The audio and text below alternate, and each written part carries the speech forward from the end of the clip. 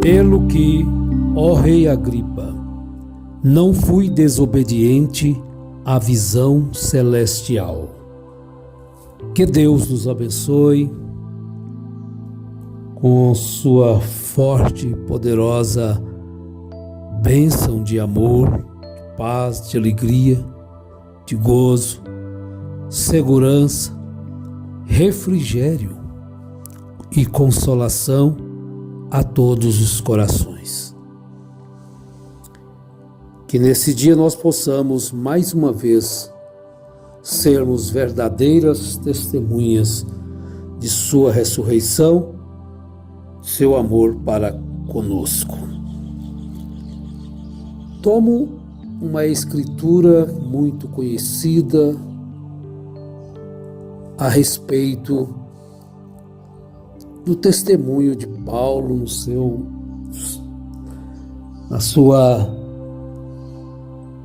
perante o rei Agripa, estava ali se defendendo de suas acusações. Está em Atos dos Apóstolos, capítulo 26. Nós vamos ler uma porção, começando no verso 12. A conversão dele. Numa destas viagens, indo eu a Damasco, com a autoridade e comissão dos principais sacerdotes, ao meio-dia, ó rei, vi no caminho uma luz do céu, a qual excedia o esplendor do sol, cuja claridade envolveu a mim e aos que iam comigo. O sol da justiça, um dos títulos de nosso Salvador. Caindo nós todos por terra, ouvi uma voz que me falava em língua hebraica: Saulo, Saulo, por que me persegues? Dura coisa é recalcitrares contra os aguilhões.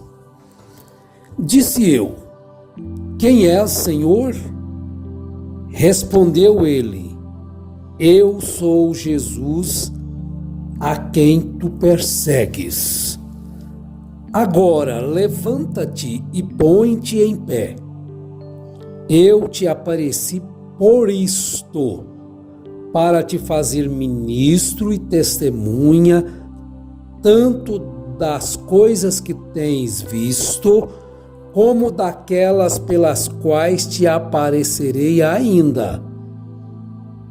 Eu te livrarei deste povo e dos gentios a quem agora te envio, para lhes abrir os olhos e das trevas os converter à luz e do poder de Satanás a Deus, a fim de que recebam remissão dos pecados e herança entre aqueles que são santificados pela fé em mim. Pelo que, ó rei Agripa, não fui desobediente à visão celestial. Antes anunciei primeiramente aos que estão em Damasco e em Jerusalém e por toda a terra da Judéia, e aos gentios que se arrependessem e se convertessem a Deus, fazendo obras dignas de arrependimento. Por causa disto, os judeus lançaram mão de mim no templo e procuraram matar-me. Mas, alcançando o socorro de Deus, até o dia de hoje permaneço dando testemunho, tanto a pequenos como a grandes, não dizendo nada mais do que o que os profetas e Moisés disseram que devia acontecer.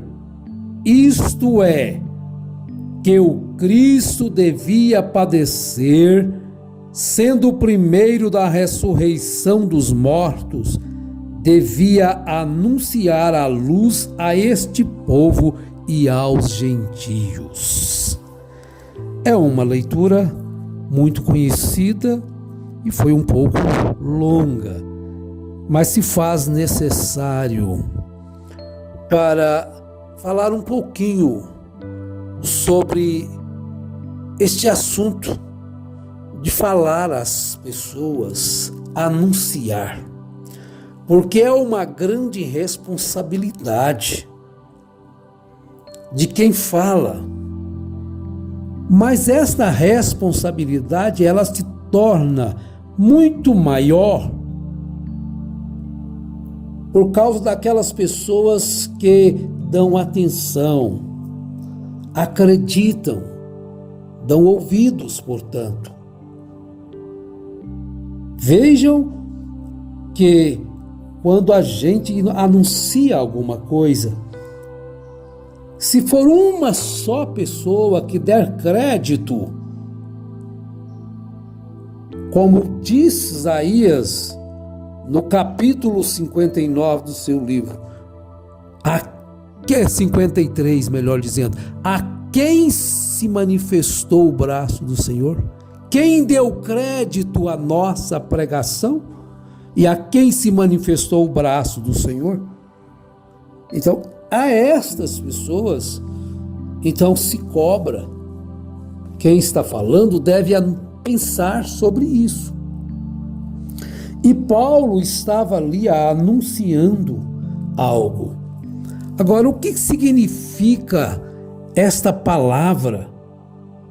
Recalcitrares contra os aguilhões. Bem, nós compreendemos, segundo o nosso dicionário, que recalcitrar é se colocar, opor-se ou resistir obstinadamente ao controle de alguma autoridade. Bem, não especifica se é somente a uma autoridade divina ou uma autoridade humana também, porque a Bíblia nos mostra que as autoridades humanas que têm sobre cada nação, cada estado, cada cidade, são constituídas e elas têm autoridade sobre si dada pelo povo, pelo próprio povo. Então, recalcitrar, opor-se ou resistir obstinadamente ao controle de alguma autoridade. E o que significa então esta outra palavra, contra os aguilhões? Bem, aguilhão, nós descobrimos que é uma vara de um ferro, uma vara bem dura, com uma ponta de ferro bem afiada, que serve para espetar, ou mesmo um ferro e bronze pontiagudo, que servia lá no Antigo Testamento e na Bíblia para espetar o gado, para que então eles lhe obedecessem àqueles que estavam lhes guiando. Agora, quando a voz disse a Saulo, Saulo, Saulo, por que me persegues? Dura coisa é recalcitrares contra os aguilhões. Realmente é duro recalcitrar-se contra aquela autoridade. Ele já tinha se recalcitrado contra as autoridades romanas, ou melhor, hebraicas.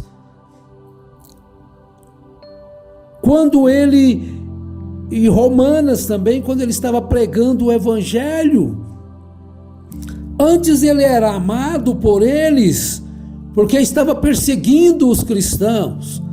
Mas quando ele estava nessa perseguição, ele estava se recalcitrando contra uma autoridade celestial.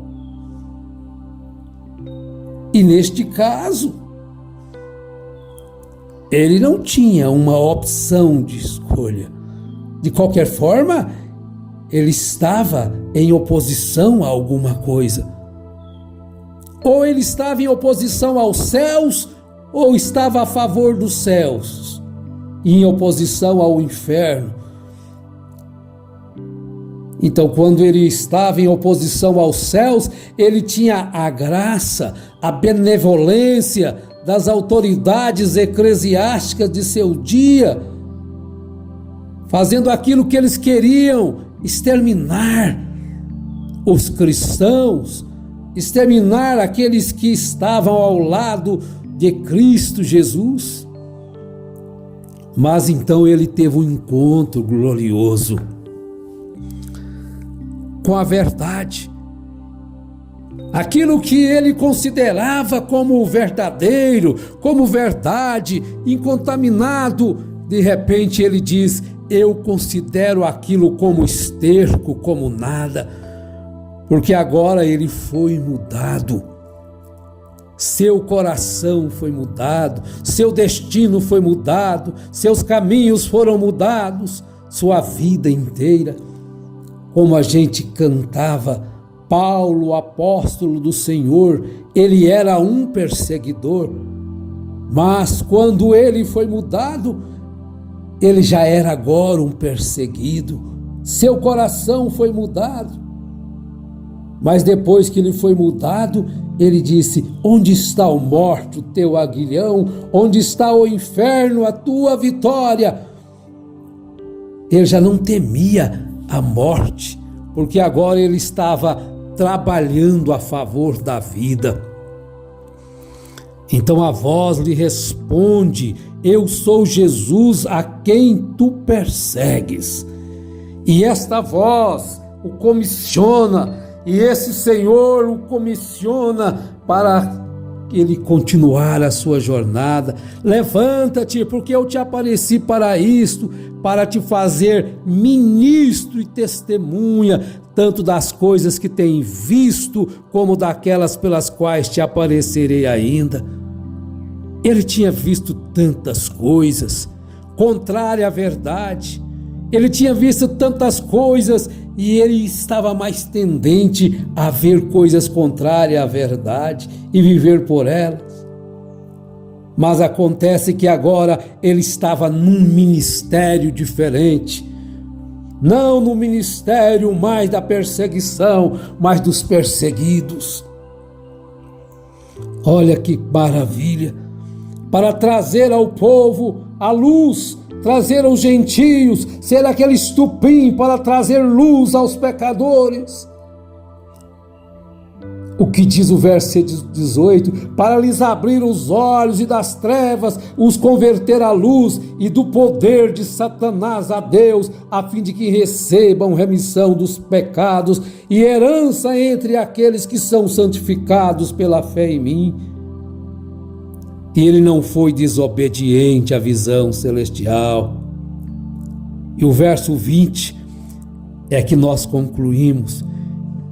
Parte B: e por toda a terra da Judéia e aos gentios que se arrependessem e se convertessem a Deus, fazendo obras dignas de arrependimento. Por causa disso, os judeus lançaram mão de mim no templo e procuraram matar-me. Ele estava cumprindo o seu ministério fielmente, conforme ele foi chamado para fazer,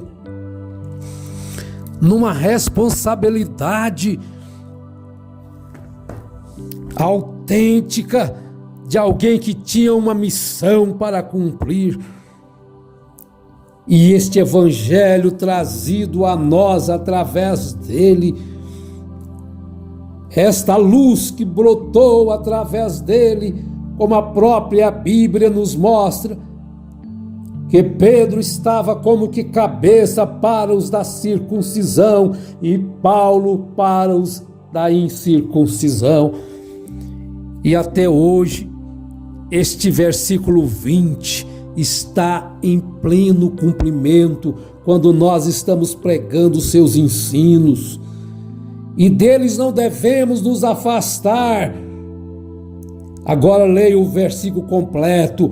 Antes anunciei primeiramente aos que estão em Damasco, em Jerusalém, e por toda a terra da Judéia, e aos gentios que se arrependessem e se convertessem a Deus, fazendo obras dignas de arrependimento. E agora, que obras são estas, Paulo? Dignas, que mostram arrependimento, que mostram a conversão do coração. Nós veremos que obras são estas. Deus nos dando graça, assim como Paulo alcançou o socorro de Deus e permaneceu mais tempo falando sobre esta mensagem. Esta sim é a mensagem que deve ser anunciada com vigor. Esta sim é a mensagem que deve ser anunciada sem temor. Não falsas mensagens de engano, de interpretações diversas das Escrituras, mas a mensagem do arrependimento, da conversão. Que Deus nos ajude nesse dia, e se nos der graça de termos mais dia, nos dê mais dias. Em nome de Jesus Cristo, Deus abençoe os vossos corações. Amém.